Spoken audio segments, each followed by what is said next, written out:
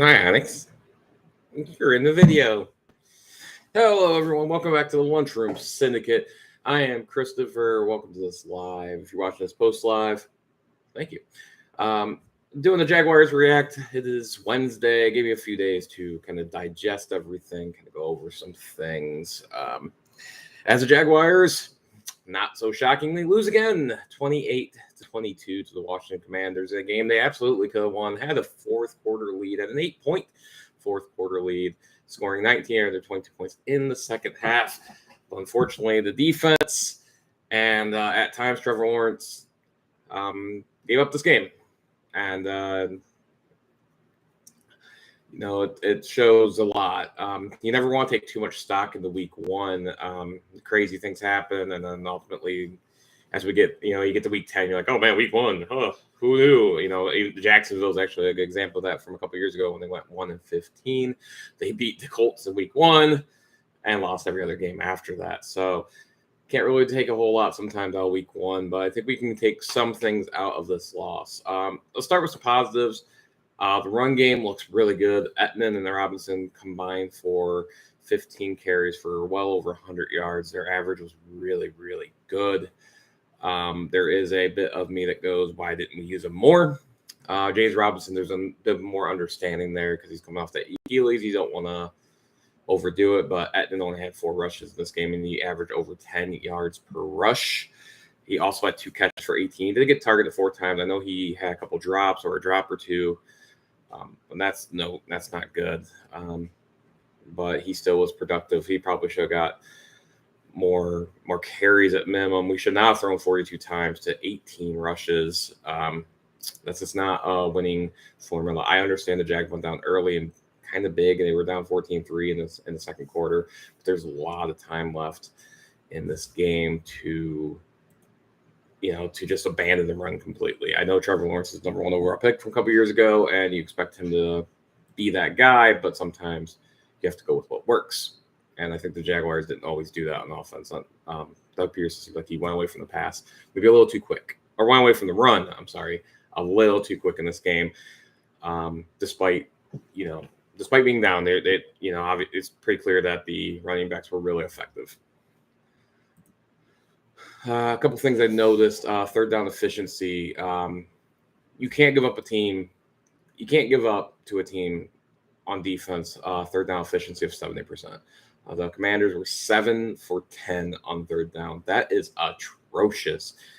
Say what you will about the offense, but that's something that needs to get fixed in a hurry. This defense was supposed to be a strength of this team, and it was arguable that they were definitely not. There was things that went well. I want to make that clear. Trayvon Walker got his first sack, but that was the only sack of the game for the Jaguars. They gave up 70 yards per pass attempt. They did get 2 interceptions and a fumble. So they did get turnovers, which was nice, but they couldn't get out the field. That's a problem. Despite the 3 turnovers, Washington still held the time possession battle by nearly 6 minutes. I think sometimes time possession could be a bit overrated if you score quickly, but that wasn't really the case. Actually, Washington scored the quick ones. So, again, 7 for 10 on third down for Washington. That really, really signifies how poorly the Jags defense did getting off the field. That's concerning. Obviously, just from happenstance, you're not going to see teams go 7 for 10 on third downs. The Jags could have done a lot, though, in this game to better themselves. They were only 2 for 5 in the red zone. That's bad. That's really, really bad. They did kick it. That's for touchdowns. But still, you'd like to see more touchdowns. Obviously, they missed a field goal in this game. Patterson missed an easy 37-yarder. He makes that, then we get down the field and we have a better opportunity. He made some longer field goals later in the game, so it wasn't a complete loss. We had a absolutely atrocious red zone appearance, a goal at the first and goal to 9. And this one makes me mad considering how well our running back's doing. Let's go over this real quick. This is one I want to touch on. First and goal to 9. Trevor Lawrence scrambles left end, pushed out bounce at the 3 for 6 yards. All right, that's a big positive play. That puts us at the 3-yard line. I don't necessarily mind that we threw on first down, especially from the 9. I'm fine with that. Second and goal from the 3. Trevor Lawrence passing complete short middle to Christian Kirk. 3rd and 3. Trevor Lawrence passing complete short left to Zay Jones. 4th and 3. Trevor Lawrence passing complete short right to Travis Etienne. Now that was one I think he dropped, but still not a single run attempt from a team that averaged a really good average in this game. Not the run one time inside the 10 and 3 times inside the 3. That's rough. That's rough play calling there. That's unfortunately, types of things that bad teams do and end up losing games. And, again, this drive and then the very next drive where they missed an easy relative chip shot, 37-yard field goal, 2 field goals even, the game's tied, but a touchdown and a field goal, the Jags have it's 32-28. The Jags had opportunities here in this game. They moved the ball well. They had 383 yards. That's something that you probably didn't see a whole lot last year. They averaged 6.2 yards per play. They averaged more per play than Washington did. They obviously had 123 rushing yards, averaged 6.8 on those 18 attempts. Again, I'd like to see more. Obviously, I'd like to see more from that. But, that's not, yards is great, but you got to convert them, especially in the touchdowns in the NFL. Again, Washington only scored 4 times. The Jags scored a bunch of field goals, and you saw it. As a matter of fact, the Jags in the second half, 1, 2, 3, 4, scored on 4 consecutive possessions, but 2 of them were field goals. The Jags really didn't have a 3 and out in this game. They had 1 3 and out in this game. Again, the Jags were, they had 7-play drive that ended in the field goal, 8 that was on downs and inside the 3-yard line, as I mentioned, the 10-play drive that missed field goal, a 6-play drive that was a TD, that was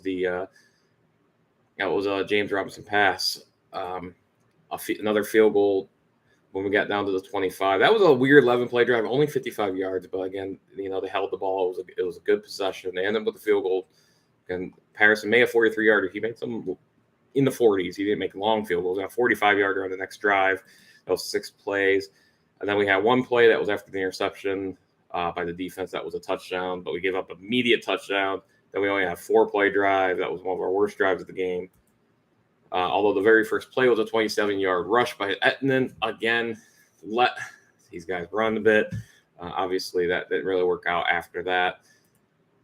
The next drive, 13 plays, 90 yards for the Washington, another touchdown, and then the Jags ended with an interception.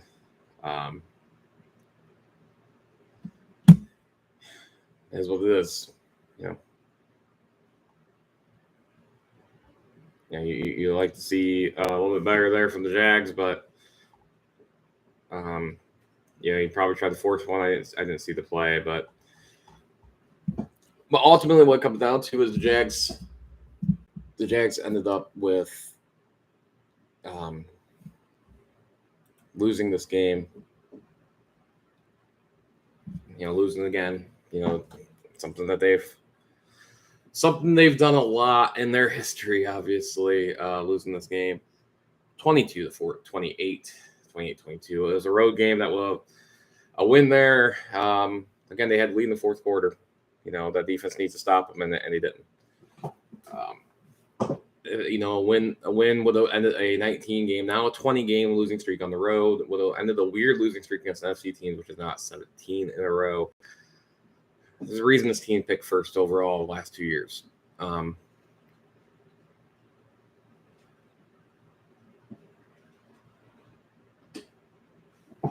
second. What are you doing? You say what you will.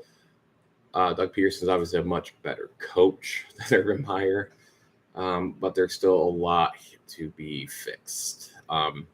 Especially right now, defensive end. Ashiko Griffin looked pretty bad in this game. Safeties were real rough. Again, just giving up 7 for 10. 70% conversion rate for Washington in that game. It's pretty bad. That's really bad.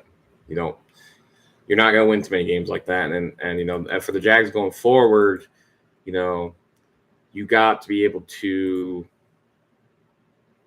stop some of that, because the next 3 games for the Jags are not easy. You got the Colts at home next week. The Jags obviously have like a long home winning streak against the Colts since I think 2014. It's weird, but yes, the Colts also tied Houston in a very strange game, and they beat them and they crushed them last year at home. But that's a tough game for the Jags. Then they travel to the Chargers and then travel to Philadelphia back-to-back weeks. Both of them, they're probably losses before they play Houston in week 5, before they're realistically next probable win. This was an important game, because if you can win against Washington and steal that game against Indy, then you could be 2-2, and it doesn't feel as bad. But now have a really good shot being 0-4 again for the second consecutive season before you get to Houston. And then you go to Indianapolis again. You got the Giants after that. The schedule lessens a bit, but then after the Giants, if you don't win there, you have Denver in London, Vegas at home. Then you travel to Kansas City before the bye week. Then you got Baltimore. The schedule is not bad after the bye week, with the exception of having Baltimore in week 12. Then you have Tennessee twice. Tennessee should be better than they are. It's questionable what you feel about them right now after the Giants lost. But after the bye week, it's Baltimore, at Detroit, at Tennessee, Dallas, at the Jets, at Houston, Tennessee again. Outside of Baltimore, none of those games seem overly difficult, and could very well be winnable depending on the state of some of those teams. Dallas right now without Prescott. Tennessee didn't look good. Obviously, Detroit, the Jets, and Houston are pretty bad in themselves. So, the key was to try to get through week 10 if you want a realistic shot at this division with at least four wins. I don't think that was unreasonable, but this was a game that you kind of had to have. And now it gets tough. So it is what it is. The Jaguars lost again to the Commanders, 28-22 on the road, and a very winnable game. There's, again, definitely things to be positive about. Although offensively, we talked about red zone. They were only 3 for 12 themselves and 0 for 1 on 4th down. Things like that make bad teams bad. So going forward, again, there's a lot here. They also have 13 penalties for 90 yards. That's also unacceptable. Again, this is bad team stuff. You look through. So for some of the positive you see, there is plenty of negatives here in the box score that you can point to that suggest the Jaguars are still just as bad as they have always been.